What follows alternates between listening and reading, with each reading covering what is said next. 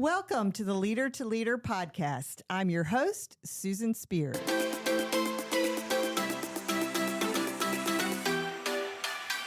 Our guest today is Jeff Small. He is the clerk of the circuit court here in Fredericksburg, Virginia. Jeff, welcome to the podcast. Thank you, Susan. I'm glad to be here. Yeah, I'm excited to have you here. Jeff is one of those people I've seen around town forever, and from time to time we have great conversations, and I'll see him in a restaurant or in the neighborhood or downtown or sometimes if I get jury duty. Right. He's been in the role of the clerk of circuit court in Fredericksburg since 2012. So I'm going to open up and ask you to tell us about that. Tell us what because I know you've been an entrepreneur and owned and operated several businesses and sold them and some of that too. So you kind of have a dual life there. But today I'm mostly here to chat with you about that clerk of circuit court because it's a pretty neat, unique role and a critical role to any community. So I'd love to hear more about it as you tell us about your leadership journey. Well, yeah, clerk of the court. I think it's the greatest elected job in the Virginia. It's an 8-year term. And what a clerk of court does is most people know the clerk because when you go to court, you'll see the judge and who's that person sitting next to the judge taking all those notes. That's usually a clerk or deputy clerk. And but that's only part of what we do.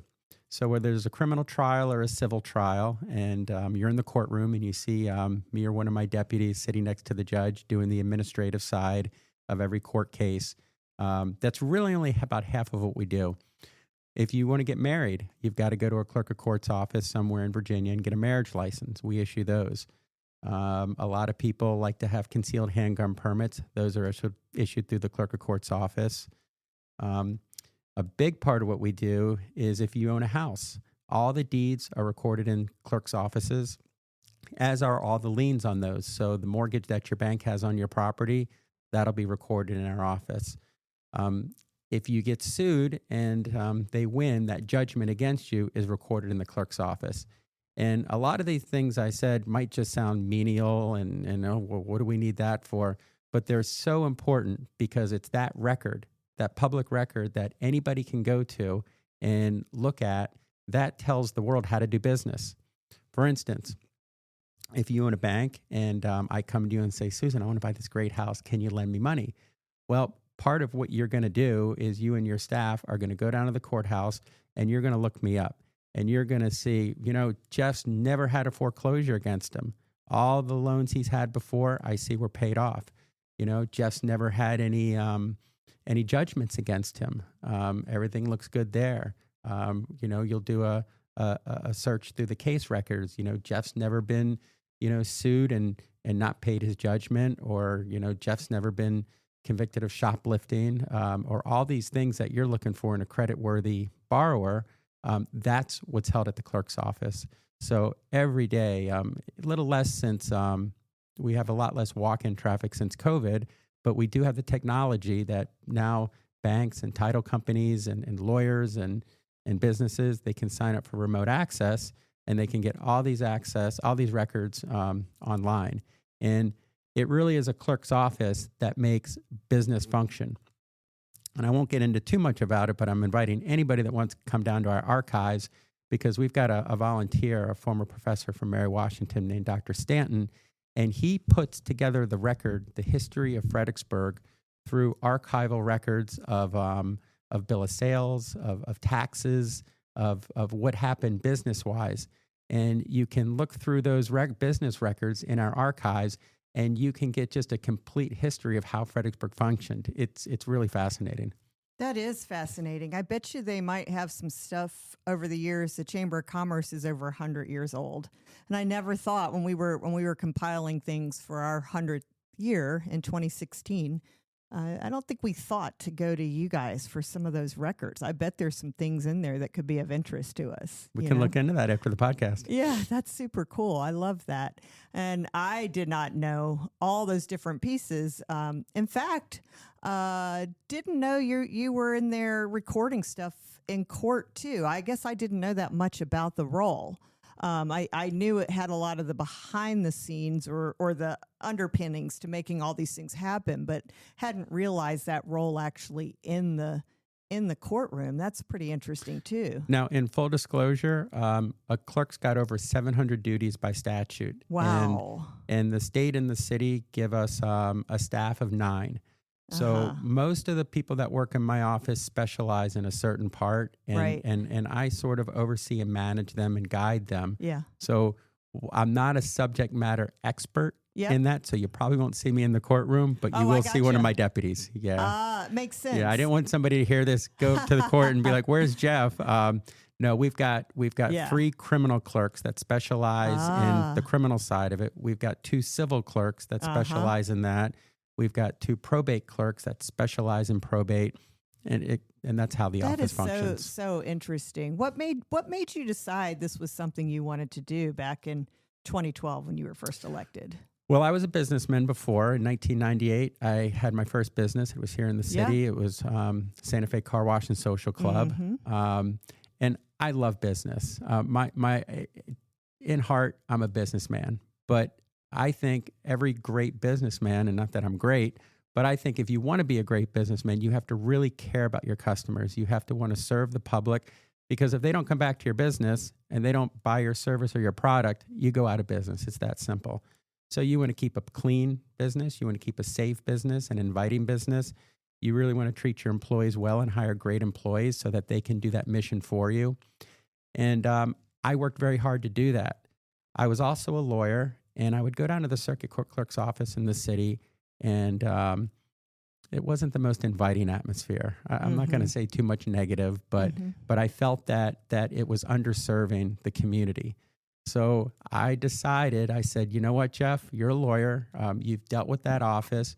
Let's run for clerk. And if we win, we're going to show the world, this is how naive I am, we're going to show the world that one small department in one small city in Virginia can run and give great customer service, can do great quality work on time, and can work in a budget and not have to go back and say, we need more money, we need more people, and just have every excuse not to do a great job.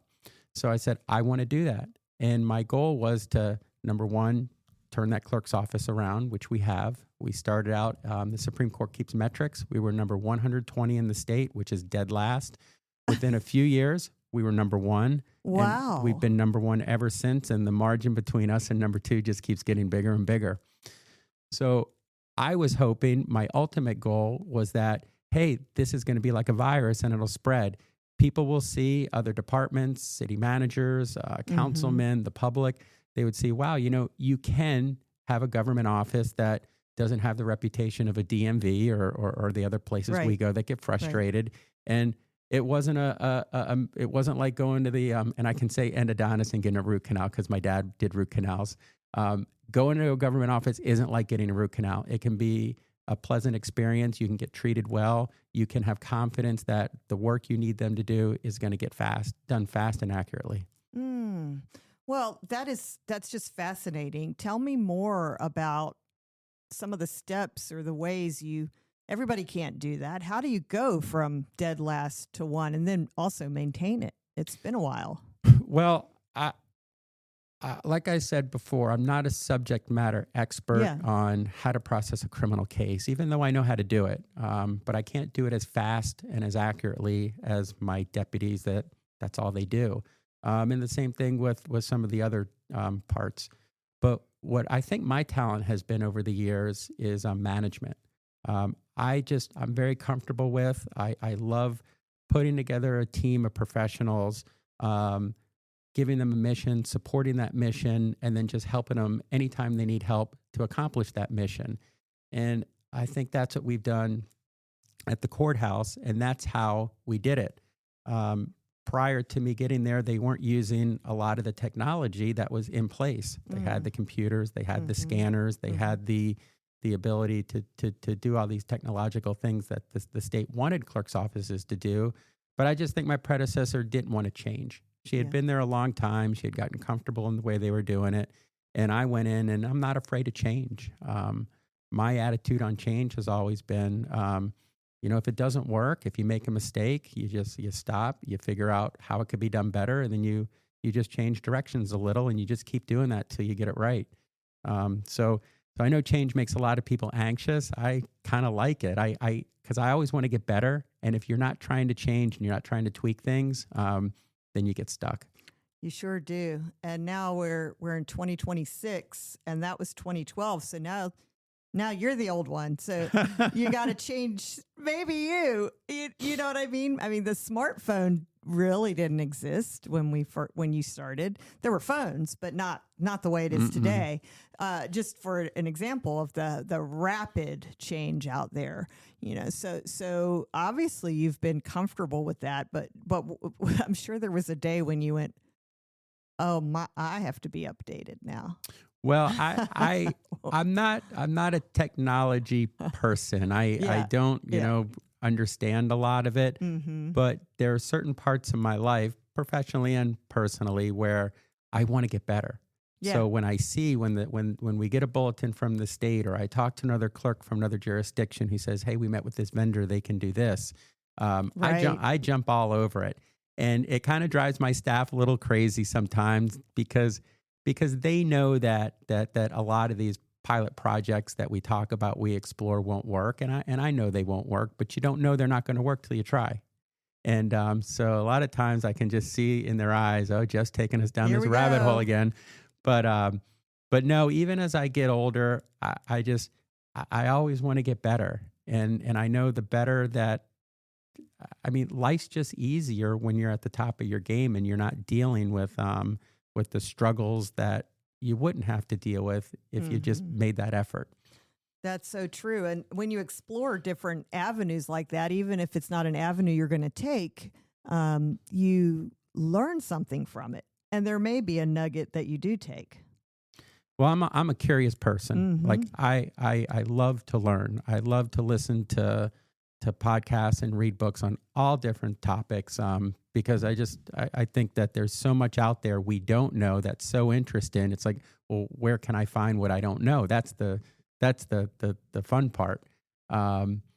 So I stay curious. I stay interested. I always want to learn, and life, you don't realize this while it's happening, but then, like you said, I've been doing this since 2012. It just every day seems so similar. But then when you look back at last year or 3 years ago or 5 years ago, you're like, wow, not only are we doing things different, are we doing things better? But then you look in the mirror and you realize you really are getting older. Well, it's funny too. 2012. You know how there's certain milestones in your mind from different times of your own life. You're bound to remember this. In 2012, the chamber did a membership drive, because you helped us. Do you remember that? I don't. I'm sorry, you Susan. You really don't? No, I'm sorry. Oh, my gosh, because you came out, I think maybe you were on Michael's team, Michael Clint maybe, or Joe. Oh, I do remember that now. We went to, it was out in, yes, we went out there and we sat in the room, and did we make calls? And you did. I do remember that. You did. Yes. I remember it so well because I remember, well, for one thing, I was pretty new in this role. So some of the things, the years start to roll together, but the things that you did in the first year, 2, 3 are etched in your brain because they were all the news, right? And so that was new and different. And one of the great things when you talk about putting your toe into something, so we would always hear about that in the chamber world, that they would work with these consultants. They'd come in from out of town and work with your members and do these big membership drives. And I don't think they had a lot of faith in us that year, but we brought in, because we're just small in Virginia, and some other larger chambers had done it with medium success or so. But to this day, we still hold the record in Virginia with that company because our chamber, maybe it was low-hanging fruit, but I think it was people like you that came out that were just so diverse. For 2 days that made calls. We brought in, I believe it was 268 new members in 2 days. That's amazing. It is amazing. Yeah. You look at last year here, just by comparison, which was a banner year for new membership under our EVP with membership, Wendy Zelazny. We brought in 159 new members last year, and that was great. But with that group of those teams and everything, so we brought in that many in 2 days, and it was this huge shot in the arm to our bottom line. And there are members to this day that have stuck with us. It's not anticipated to be something where they stick. It's sort of a one-time sale, if you will. Mm-hmm. But you work on it as far as attraction and so forth. But we tried and we did it. And one of the things that with anything in our different industries, one of the things I think sometimes chambers get, in my opinion, might get wrong with that is they keep trying to repeat it because of that success. And it just does, each year it's less and less instead of better and better, because it's not the kind of thing to really repeat. We never did. We said one time only. Member capital. So I probably should have teed you up to your memory on that one. Sorry I didn't click right away. Yeah, but it was wild because to our listeners, picture a big auditorium in a school just full of business people, all in sort of wearing different colors for teams, about 6 or 7 teams, and just on the phone nonstop calling people saying, come join your chamber, right? And so you said yes to that, and that was the same year.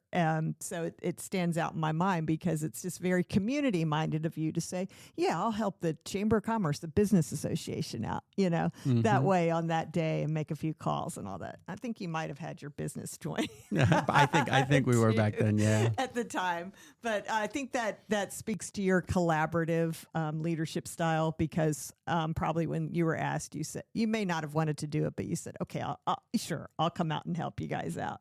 And I think that's just kind of your reputation is really a friendly, helping kind of person.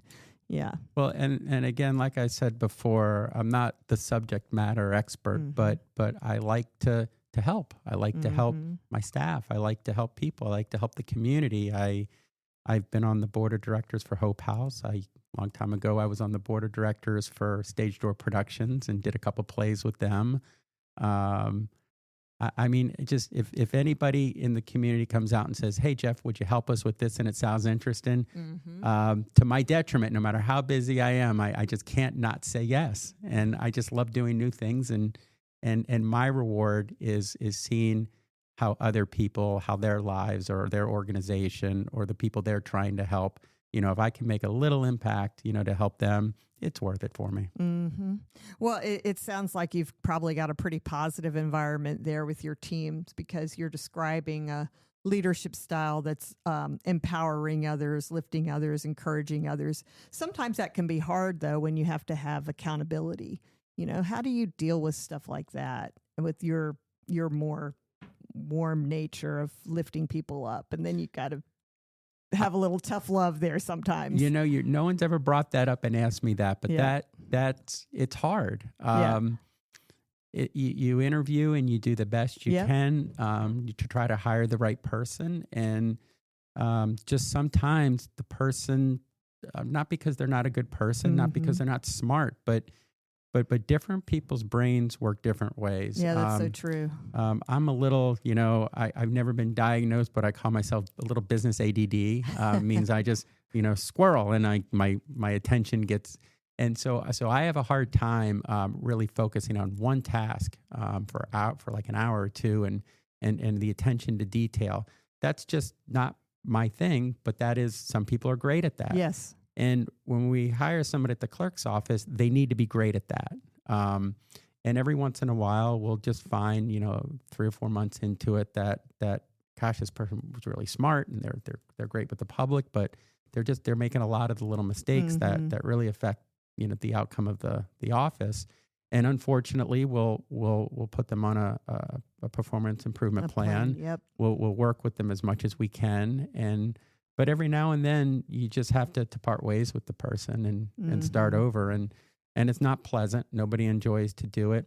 But I will tell you this, whether it was business or whether it's the clerk's office, everybody's been happier once the dust settles.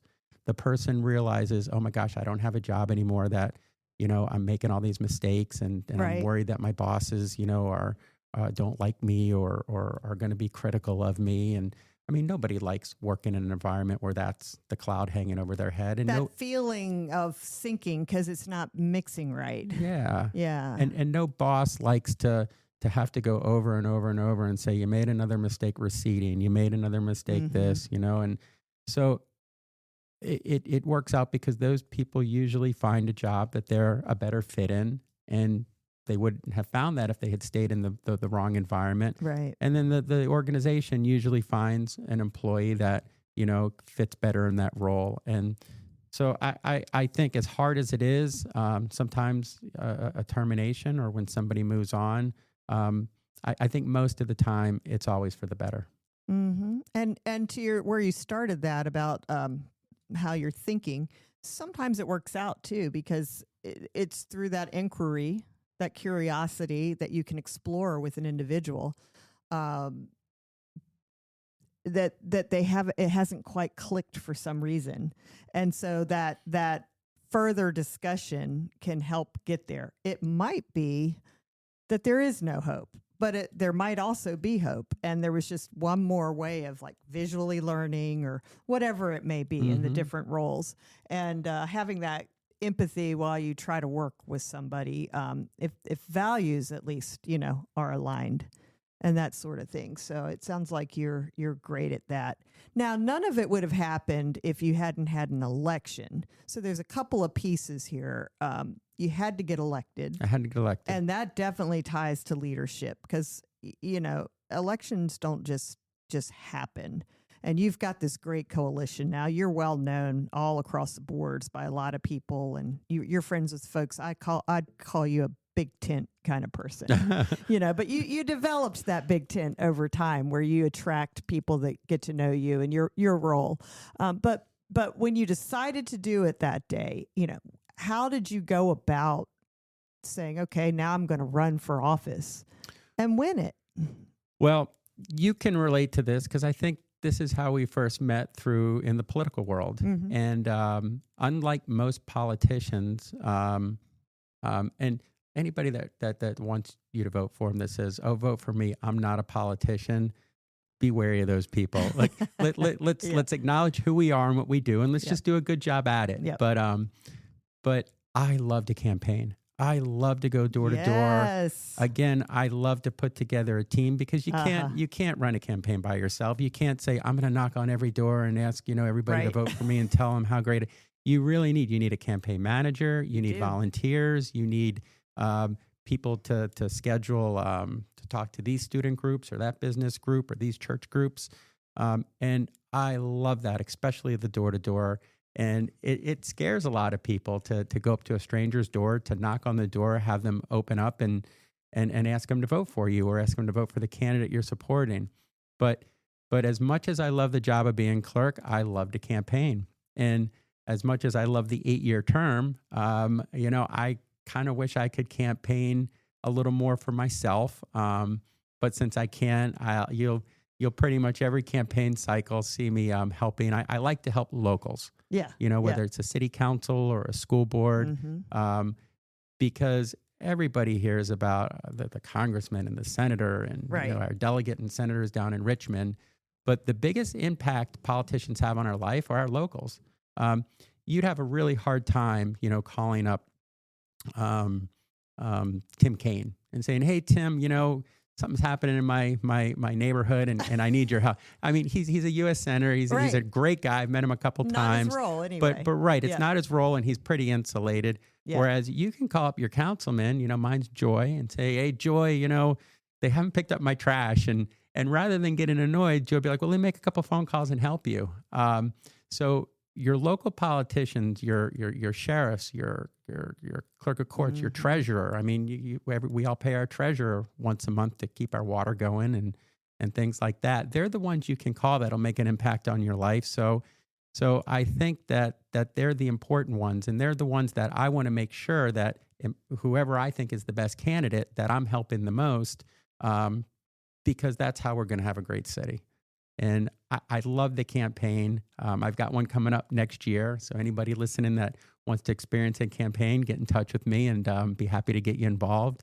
And we're going to try to meet every person that votes in the city. I'm going to try to tell them what I've done for them in the last, since 2012. I'm going to try to tell them my vision for the office going forward. And most important, I'm going to tell them I'm your neighbor. And whether your issues with the clerk's office or not, come by, call me, knock on my door, tell me, what's on your mind. I had a neighbor over the New Year's holiday.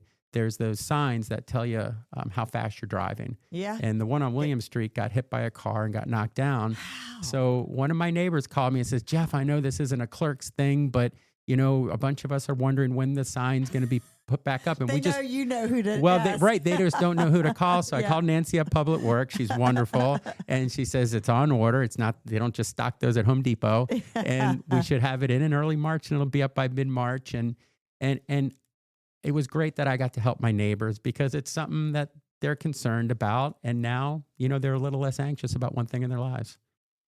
So interesting. Okay. So that you don't hear every day, that somebody likes campaigning. Yeah. I've had more folks I know that are elected officials over the years. Sometimes when they've been in a long time, especially, is when I notice sometimes they make comments almost about, now I'm not attributing this to any individual, don't get feelings hurt. I've just heard it over time from different people. They almost feel annoyed that they have to run. Susan, this is America, and I've never lived anywhere else. Yeah. But my understanding from what I've learned in school is that our elected officials, are there to help us. And and there's plenty of people that can do the administrative side of the clerk's office, but who's going to be the connector between the office and the people? Yeah. And the same thing with the city council person. There's a lot of smart people that can sit down in city council room and read what's going on and make great decisions, but who's going to be the connector to their voters? And in my mind, the most important thing of any elected official is the constituency. You better do a good job, with the job itself, but more important is being able, communicating with the constituency, and that they can reach you when they need you. Well, that's awesome. And that's a full-time job. And yet you still continue to dabble in buying, selling, owning, running businesses. I think you have a restaurant downtown that you're a co-owner on right now for the last year or two, right? For the last 3 years. 3 years, sorry. Again, I had car washes from 98 to 2021, and I sold those. And I loved having a business. So I realized I was clerk of the court, and that's a full-time job. And I love that. And I love, everything I just spent the last 20 minutes telling you about. But I missed having a business, and I missed serving the public on that side of it, whether it was giving them a great car wash for a good price or giving them a great meal for a good price. So I bought the restaurant. I have an operating partner, so I'm not the guy there that writes the schedule, that, opens it up, keeps it running through the day, then closes it down. That's a local gentleman named Alex Mejia. He lives on Prince Edward Street. I'm not going to tell you where because I don't want to intrude on his privacy, but Alex is one of the smartest, most competent, capable. Nice. Just such a smart guy, and he's just so good. And he was a guy that worked for me at the car washes. And I didn't know that. He had worked for me for, I think, 7, 8, 9 years at the car washes. And I always said, this guy he deserves to be a business owner. He works so hard. He's making other business owners so successful. He needs to do that work and be able to benefit personally himself from it. So I approached Alex and I said, Alex, I told him exactly what I just said. And I said, if you're interested, we can work out a deal where I'll make you the operating partner, and eventually you can buy me out if you want, because you just work too hard that someone else should reap all that fruit. And he was excited about it. He'd never been in the restaurant business, but again, Alex works so hard. He's learned the industry. I see other restaurants and I see other restaurant owners and what they're doing. And Alex is just head and shoulders above, which is why, and I'm not here to plug the business, but if you just want to see a good business and how a good business is run, just go into Sammy T's and just watch the flow. And so Sammy T's is right there in downtown Fredericksburg, part of the culture, part of the main street there on Caroline Street. Been in existence for a lot of years and then changed hands. I think one time maybe or so before you, or maybe more. I think a couple. a couple. But then you guys came along around this COVID-y time, post-COVID, and it looks like it's in a happy revitalization and everything. You've added the pizza stuff in the back, right? The Chicago deep dish pizza was my baby. Yeah. No one in Fredericksburg was selling it. Yeah. So I took a chef out to Chicago. We gorged on pizza for 2 days, came back. It took about 5-6 months to just nail the recipe. And it does take 45 minutes to bake. It's not like some other great pizza in town where you order it and 12 minutes later it's on your table. It's a pizza. If you've never had Chicago dish pizza, it's a 2-inch thick pizza. The large pizza has 27 ounces of cheese. It's got a ton of sauce. It's an experience. So I recommend, if you've got some time, go into Sammy T's, or you can get online. You can order ahead. So by the time you get there, 40 minutes later, it's ready to come out on your table. But try the pizza. It is fantastic.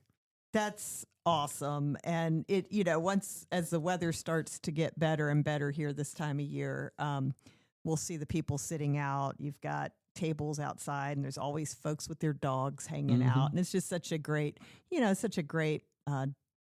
middle America, Americana feeling and everything. So good for you for diving in over there. It's pretty cool how you just stay involved in so many things. And listening to you throughout this conversation talk about just the way you lift so many others, that's going to be your legacy, is being an empowering leader. Oh, thank you. Yeah, definitely.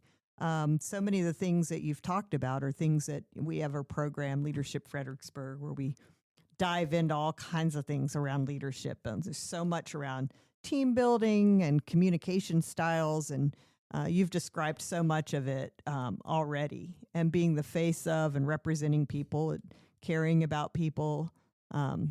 It's like a breath of fresh air listening to you. Yeah, so it's good to know you. As we begin to wind down our time together, let me go over to some of the things that you enjoy. You talked about listening to podcasts or reading, always being curious. What are your favorite things right now that keep you energized? Well, I am not artistic at all, even though I wish I was. So for the last 7 years, maybe 8, I've been taking a guitar lesson with a local guitarist. Shout out to Tim Bray, Guitar Potentials over in Idlewild. And as an amazing guitarist Tim is, his true talent is patience, because he listens to me struggle every week.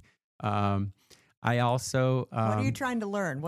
What's your favorite kind of music there that you're trying to achieve, or that would just make you happy sitting there by yourself? In my retirement life, I'm going to spend half the year, the winter years, on a Caribbean island, and I'm going to have a band where I go to bars and play at night, and I'll have an acoustic guitar, and my band's going to be called the NDE, the Neil Diamond Experience. So I've got Cracklin' Rosie, I've got Forever in Blue Jeans, really, America, of course, Sweet Caroline. I can do some Eagles songs. Okay. And there's the singing component. And as bad a guitarist as I am, I'm even a worse singer. So I also, another shout out to a local, Allie Oakley. And she gives me a singing lesson for a half hour during lunch once a week. So I've actually seen myself improve, which is nice. I'm still not great, but I've gotten to the point that when I go to practice playing guitar and sing, the dogs don't get up and walk out of the room. Yeah. So okay. that was a milestone. Can sing in tune? Are you on tune, or do you need a little pitch machine to get you on tune? I can pretty much You're a tune guy. Yeah, I can start to play, and I've practiced enough. You practice by listening with the musician and singing with them and playing with them, and then you turn them off and you sort of figure it out. Did you know how to read music before? I still don't know how to read music. So rather than reading music, what Tim will do is he'll write out on a piece of paper, D, which is the D chord, then C, a C chord. So you don't have to know how to read the music notes. He'll just tell you, play a C chord. And that makes it a lot easier. Super interesting. You may or may not know, I was a music major in college. I did not know that. And grew up, played piano, everything. We'll have to play together. I'm supposed to be, this is Elton John in front of you, supposed to be. Instead, I'm the Chamber of Commerce. But yes, all of the above. And actually, my degree is in composition, writing music. So I know exactly what you're talking about. I used to think I cheated on the learning because I was taught, right, all the way growing up, reading music. But one of my questions to you around learning comes back to college when I was at VCU in Richmond, and I was a piano performance major at first, and then I changed to composition because while there, I found I was struggling on performance because it was really hard. It was classical, romantic, Debussy. It was all of these things well beyond and significant. But when I switched to, when my thinking opened up, it was like one day I could see music that I couldn't see before. One day it went from being on the page, like reading a book, the words, the letters and all that, to being music. Where when I write my own songs, I write what you just said, D, C, and the words around it. And it's a real exercise to go back, which we had to do when I was at VCU. You'd have to go back if you were writing or it was for different coursework, and you'd have to actually write it out. Well, Susan, I'd love to get coffee with you because I'm writing a Broadway play right now, a musical, and we don't have near the time to go into that, but I'd love to run that by you and get your thoughts on that. Yes, let's do it. So fun. And I don't dive into that creative side enough. It's who I am in essence, and I forget the world doesn't know that. But it is me. And I think all of those experiences, passions, and things that are part of who you are make you better at some of the things you do. And it's just the different things that you bring into no matter that how role. busy you are, no matter how hard a day you had at work, no matter, your kids get home and they just failed their algebra test, all that stress. If you don't force yourself to do these creative things that you've either always wanted to do or you used to love to do, you start to just narrow down and shut down in life, and life gets hard. And these things and finding these interesting things and these things that like me, you're terrible at, but you just are so fascinated with, that's how you deal with the hard things that you're doing 10 hours a day. That's right. So that's my only advice to people. Just find something you're curious about and interested in, and just find a little bit of time every day, every week to just do that, because that's going to help you deal with all the struggles that life throws at you every day. Well, that's great. Well, thank you for that, Jeff. As we do wind down our time together, is there anything else you'd like to share with our listeners? No, only that I'm here if you need me. Come by the clerk's office, shoot me an email, jsmall@vacourts.gov. Give me a call, 540-379-8759. I'm happy to try to help you any way I can. I can't guarantee a result, but I can guarantee, we'll work together and try to get there. That is wonderful. And hey, listen, I'm sorry to all those listeners that don't live in 22401, because that means you don't have this superstar directly helping you, but you can still, I don't know about that, but thank you. Yeah, you can still go to Sammy T's and you can still learn from him. So there's so much great out there, and I'm fortunate to actually just live a few blocks from you. Yeah. So we do have a nice little slice of heaven over there in our neck of the woods. Yeah. But thank you for taking time today, sitting in here on the Leader to Leader podcast. Again, I'm your host, Susan Spears with the Fredericksburg Regional Chamber of Commerce. Our guest today has been Jeff Small, Clerk of the Circuit Court in Fredericksburg, Virginia. If you haven't already liked and subscribed to our Leader to Leader podcast, please go ahead and do so, because we want you to know about new episodes and other great leaders that are here in the Fredericksburg, Virginia region. Thank you, and we'll see you next time.